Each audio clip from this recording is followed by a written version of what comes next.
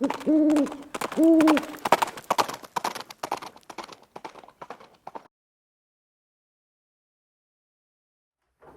guys, it's Viejo here, and we are into the first week of July.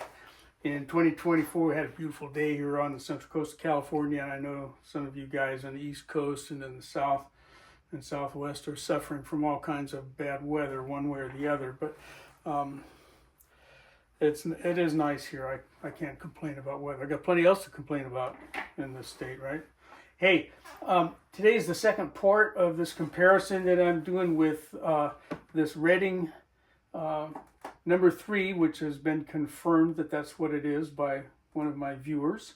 That we upgraded a little bit, got it cleaned up, put in the small pistol cylinder in it, and added a brand new hopper. One of my subscribers pointed out that this handle may have been bent slightly, and if you look closely, that knob does bend down just a little bit, but I think I'm going to leave it. If I move this back up, it's going to interfere here, and I'd have to do another bend down here. I'm just going to leave it. It doesn't bother me. I want to also mention that, last time we talked about how this one felt better to me, and I was thinking about why that is. And part of it is that the action is a little smoother on this guy than it is on the RCBS. It just seems to operate a little bit better. I like the micrometer on here better. The movement here is more precision feeling, okay, than the one on the RCBS. They both work. Okay, they both work fine, but this one I got to give the edge to the fit and finish on to this one. Well, if you remember from last time, and that video is linked in the description box down below there, we looked at the performance of these as far as repeatability and throwing a charge the same way a number of times using Winchester 231 powder. Well, there's other kinds of powders that behave a little bit differently in some of these measures. So what we're going to do today is a couple of things. One is we're going to look at the volumes of these two cylinders. Okay, even though they're both rated a small pistol, the RCBS is quite a bit bigger chamber in there than this one does. So we're going to take these apart here in a minute and measure those chambers, and then we'll do a more practical test later on and say, okay, so what? That's the CCs, but how much powder can they hold? And we're going to check the precision with unique powder this time, a nice big flaky fluffy kind of a powder that tends to, at least in my experiences, doesn't tend to meter quite as well as other powders. We're going to do one more in a third video on this, but we're going to look at unique today. So let's first take these apart and take a look at these chambers. And what we'll do is we'll take a couple measurements, diameter and depth of the chamber, and do quick calculation for the volume of a cylinder and get an idea about what those are. The first thing I want to know is what's the volume of that cylinder. Okay, the top edge of this is rounded, and that's so that when it's up into the body here, okay, it's going to fit up in there correctly. And the top of my piston that's in here, let's get this wound back up so you can look at it, is actually flat. And when it's wound all the way up there and and zeroed out here, there's a little bit of a gap up at the top, as you can see, just to focus in there. See, there's a little bit more space up there. We're going to have to ignore that. But what I'm going to do then is run this all the way down in the chamber, all the way out to the 100 mark here. It might go a couple of clicks past that there, okay, about like, something like that. But pretty much it runs to 0. So that's where we're going to measure. We're going to measure at the 0 mark. And I'm just going to use my calipers to measure that depth. And when I come down and measure that depth that way, it's a little bit different in each direction. So I measured them both and took an average. And what I found there was that the depth, let's get this where you can see it, okay, that the depth there, there we go, 0.1017 inches deep, and then measuring the diameter of that hole with my pin gauge set, that was 0.312, and using the formula for volume of a cylinder, we get 0.0778 cubic inches. We don't care about that. We want cc's, okay, and that converts to 1.275 cc's. All right, that's a handy number to know. And then each of these numbers here, okay, around that dial is 1/100th of the whole length of that column then. And that means that each division here, and I'm talking about these divisions, 3, 4, okay, 0, okay, each one of those is 1/100th of the 1.275 or 0.01275 cc's. But when I use a similar method to check the volume of the RCBS, okay, this guy is quite a bit wider. Okay, the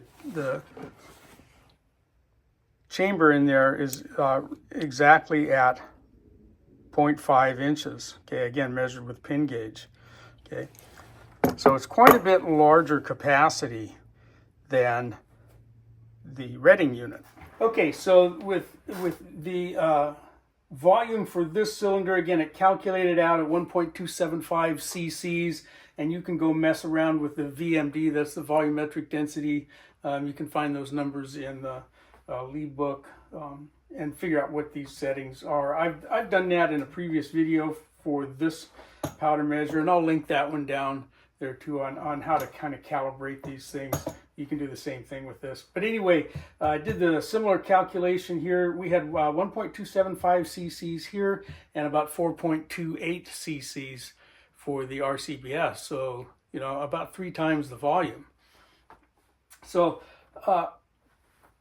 let's next go throw some charges with unique powder, and I'm going to set up to throw about 7.5 grains, you know, a Skeeter load. That's a pretty common load for a 45 Colt or 44 Special, or okay, those kinds of larger caliber rounds. It's a charge that I like to use a lot for 45 Colt with a 250 to 255 grain bullet. Okay, anyway, let's go look at how these guys perform. All right, here's our setup. We're going to check the Reading number 3 first. Okay, we've got it in the stand here. Got the RCBS 1010 scale set up, balanced, all ready to go over here, and we've got it adjusted for 7.5 grains. And we'll get some unique going in here and see how she does. All right, so I've got my balance set up for 7.5 grains, checked it with check weights. I've got one load in the pan already, and I'm as close as I'm going to get. Trying to adjust that micrometer anymore is not going to make any difference there, but we'll keep an eye on that registration and see what happens. You can see we're just slightly below. All right, so there's one. Let's see what happens with the next one.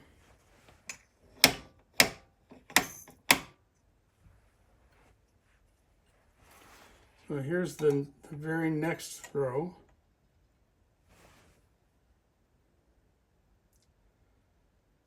Slightly high. Okay, not quite 1/10 of a grain high.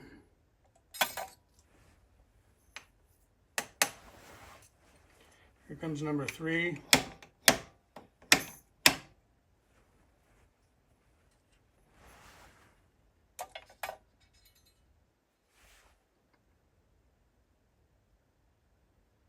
That one's in there pretty close.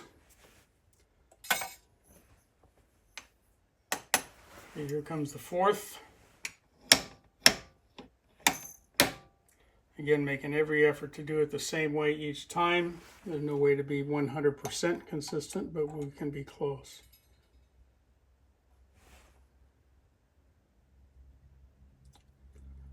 A little bit high on that one. It's going to be a bit more than half of a tenth, but not a full tenth off.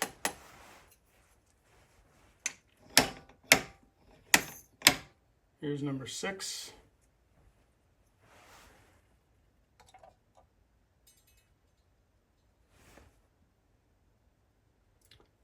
That one's right there.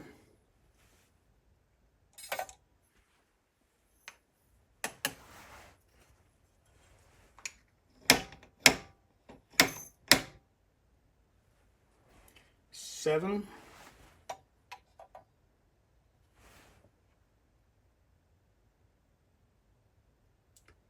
That one's right in there, right on the money.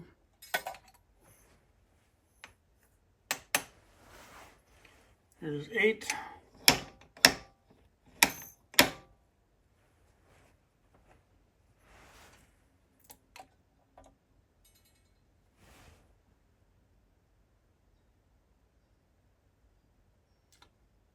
Just a hair high.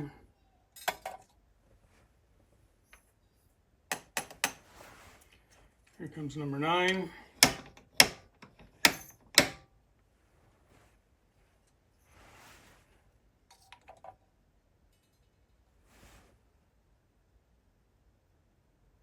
Oh, quite a bit high. That's a tenth of a grain up. And then here comes the last one.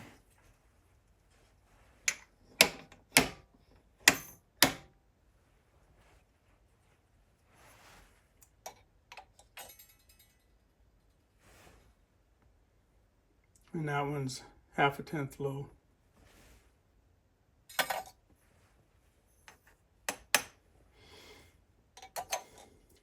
All right, I think you can see, we had a few that were high, a few that were low. We probably have maybe a tenth and a half a grain maximum variance or extreme spread there. It's not bad, but it's not great. Okay, now let's go ahead and set up the RCBS. And I don't know if you guys have seen my other videos, but we have these set up with the Hornady lock and load bushings on a Hornady stand.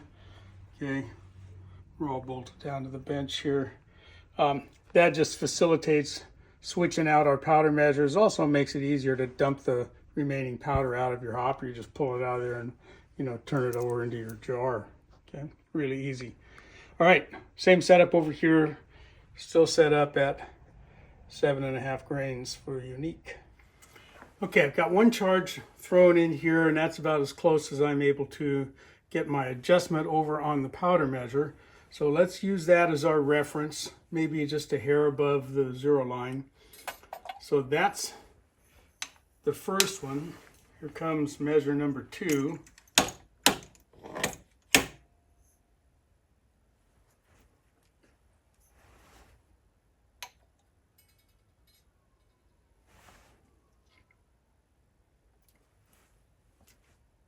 A little bit low, that's a tenth low.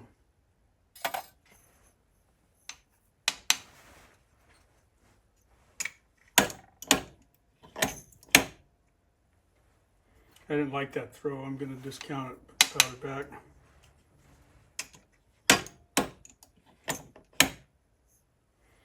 Okay, a little bit better. Let's see where we are. So here's charge number 3. That one's right in there.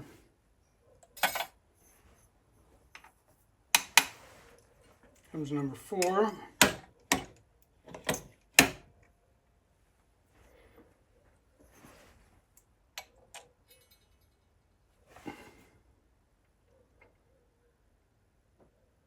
Somewhere maybe a little bit less than a tenth low.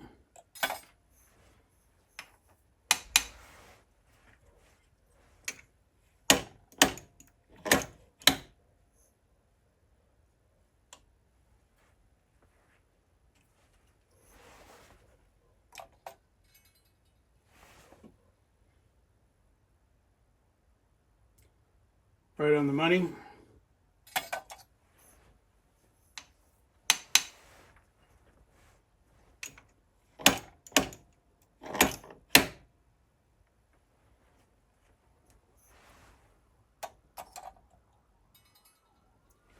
I lost count. Was this number 5 or number 6? We'll call it number 5. That one's a bit high by a 1/2 tenth.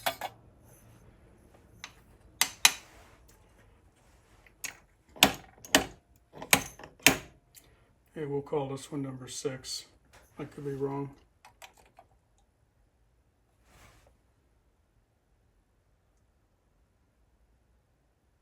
That one's right in there. Comes number 7.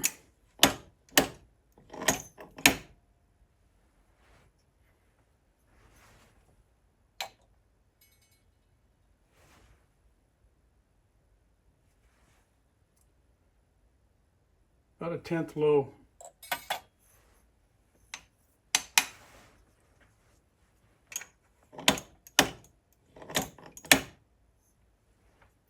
Eight.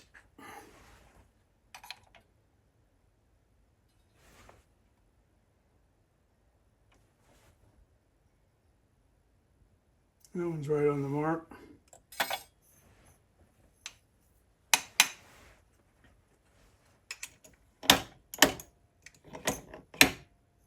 9.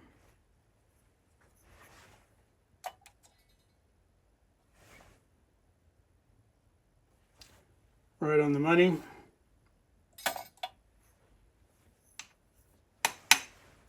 And we'll call this number 10.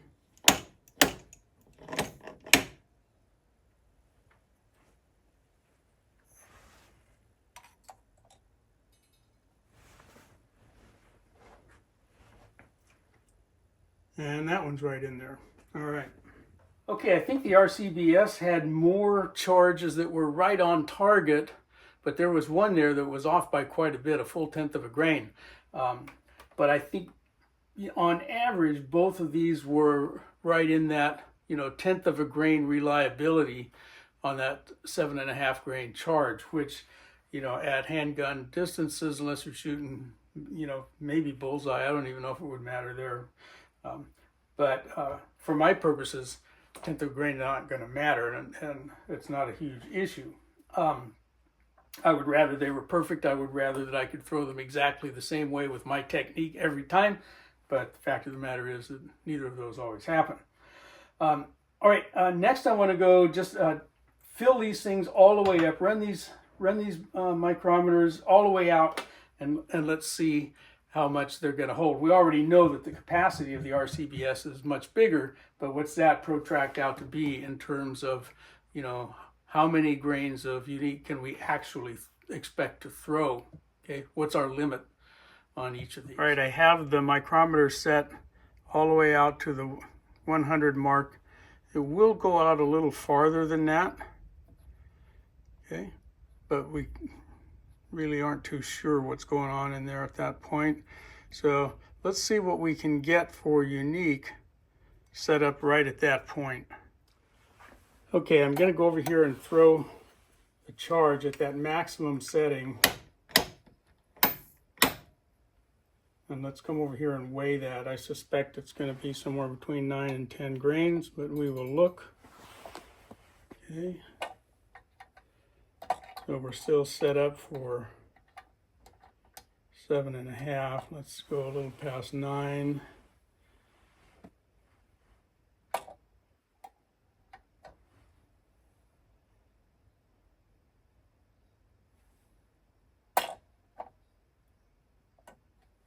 Okay, my poise is set right at 10 grains. We're pretty darn close to 10 grains. I think I can go over here a little bit. Let's see. Let's go to a 10.1. Yeah, about 10.1 grains max when we're all the way out to the 100 mark on the vernier. Not really a vernier, on a micrometer. All right, now we'll check the max capacity. This one is graduated out to 13 graduations. It will come out a little bit farther, but there's no other graduation mark out there. So let's set it for 13 even and see what that throws and call that the max capacity. All right, here we are with that max charge, and we are at 33 3.1 grains. So quite a bit more than we could get out of the Redding. Okay, there you go. About 10 grains here and 33 or so grains on the RCBS. 10 grains is, you're not going to find too many charges in your data sections of your manuals that are more than 10 grains. They're there, you know, but that's all you're going to get out of this guy. If you're going to want more than that, you got to go back to the larger chamber, which is easy enough to do. Okay, that's what this one came with, and I've got it. If I need to use this one to throw a bigger charge of unique, I'll simply pop this guy out. It's easy enough to do. Or just go use the RCBS. And just to kind of sum things up, again, for me, the jury is really still out. I don't see a whole lot of difference in the reliability and performance of either one of these or between these two. You know, I think if I was using either one, I would expect the same result. You know, a few a little bit high, a few a little bit low, most really close to the desired mark. But again, you can take all of this for what it's worth. You know, if it helps some of you guys make a decision, do I want to spend the extra money for this guy compared to this? These guys are twice as much, okay? But I will attest to the fact that I think the quality, the engineering is better here, okay? Twice the value better, I don't know. That's up to you, but that test goes to the Redding, definitely. This one, I don't know, to try to come up with a word that describes how this one's different, I'm going to say clunkier. If that makes any sense for you guys that have used both of these, would you agree with that? You know, and I know there are a bunch of you guys out there who chimed in on the previous video that said you would use both of these and like this one better. And I'm starting to kind of see why. I just don't know whether I would have bought a brand new one of these, knowing what I know now. I might have. Okay. All right. I think that's enough of my rambling. Appreciate your comments down below on what you think about this one. Next time we're going to look at a real fine powder. We're going to do H110 and see how they do with that. Okay. All right. From the Viejo bench, for now, that's all she wrote.